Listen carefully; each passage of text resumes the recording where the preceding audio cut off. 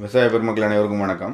நம்ம சேனலில் வந்து பார்த்திங்கன்னா நிறைய விவசாயிகள் பயன்பெறுற வகையில் குறிப்பாக வந்து பார்த்திங்கன்னா ஒரு உரம் அல்லது ஒரு பயிர் செய்கிறோம் அப்படின்னா அது எந்தெந்த காலகட்டங்களில் எந்தெந்த உரங்கள் போடணும், எந்தெந்த மருந்து அடிக்கணும், என்ன காரணத்துக்காக அந்த உரங்கள் போடுறோம், அந்த உரத்தில் உள்ள சத்துக்கள் என்ன அப்படிங்கிறத பற்றிலாம் நம்ம விளக்கமாக நிறைய வீடியோக்கள் போட்டுட்டு வரோம்.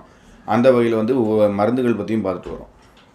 அந்த அந்த வரிசையில் இப்போ நம்ம பார்க்கறது மருந்து ஒரு மருந்தை பார்த்துட்டு வரோம். அந்த இதில் புரோபினோபாஸ். இந்த புரோபினோபாஸ் அப்படின்னு சொல்லக்கூடிய மருந்து நம்ம பார்த்துருப்போம். புரோபினோபாஸ் 50EC அப்படிங்கிற பேரில் வரும். இதனுடைய பயன்கள் என்ன, இது எதுக்கெல்லாம் கொடுக்கலாம் அப்படிங்கிற மாதிரி இந்த வீடியோவில் நம்ம விரிவாகவும் விளக்கமாகவும் பார்த்துடலாம். முதல்ல புரோபினோபாஸ் 50EC அப்படிங்கிற மருந்தினுடைய டைப் பார்த்திங்கன்னா அந்த குறிப்பிட்ட பூச்சியினுடைய நரம்பு மண்டலத்தை பாதிப்படைய செய்து அதை செயலிழக்க செய்து அந்த பூச்சியை இல்லாமல் செய்வதுதான் இந்த புரோபினோபாஸ் மருந்தினுடைய வேலை.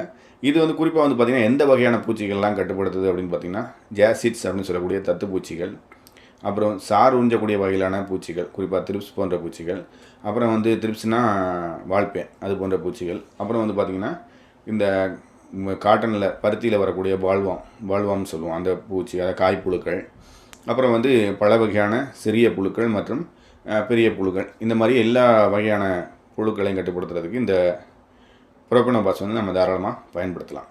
சரி, இந்த புரோபினோபாஸ் அதிகமாக என்னென்ன பயிர்களுக்கு கொடுக்குறாங்க அப்படின்னு பார்த்திங்கன்னா மெயினாக பருத்தி கொடுக்குறாங்க, அப்புறம் காய்கறி பயிர்களுக்கு கொடுக்குறாங்க, அப்புறம் நெல் பயிர் கொடுக்குறாங்க, அப்புறம் பூஞ்செடி வகைகளில் குறிப்பாக சாமந்தி தவிர்த்து, சாமந்தி மேரிகோல்டு இருக்கு இல்லையா, அதெல்லாம் தவிர்த்து நம்ம மற்ற பூக்கள் எல்லாம் குறிப்பாக மல்லி அதுக்கெல்லாம் கொடுக்குறாங்க. முல்லைக்கு கொஞ்சம் கம்மியான டோஸ் கொடுப்பாங்க, இல்லைனா அதிகமாக கொடுக்க மாட்டாங்க.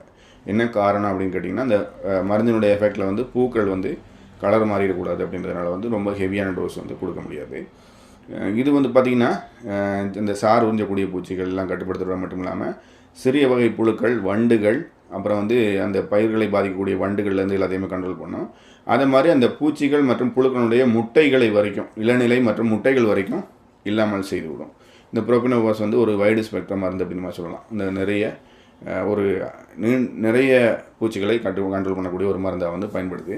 இது மட்டும் இல்லாமல் பார்த்திங்கன்னா இது புழுக்களை கொடுக்கும்போது பார்த்திங்கன்னா கொஞ்சம் சின்ன சைஸ் புழுக்களாக இருந்தால் நம்ம தாராளமாக இந்த புரோபினோபாஸ் மட்டும் கொடுத்தா கூட போதும்.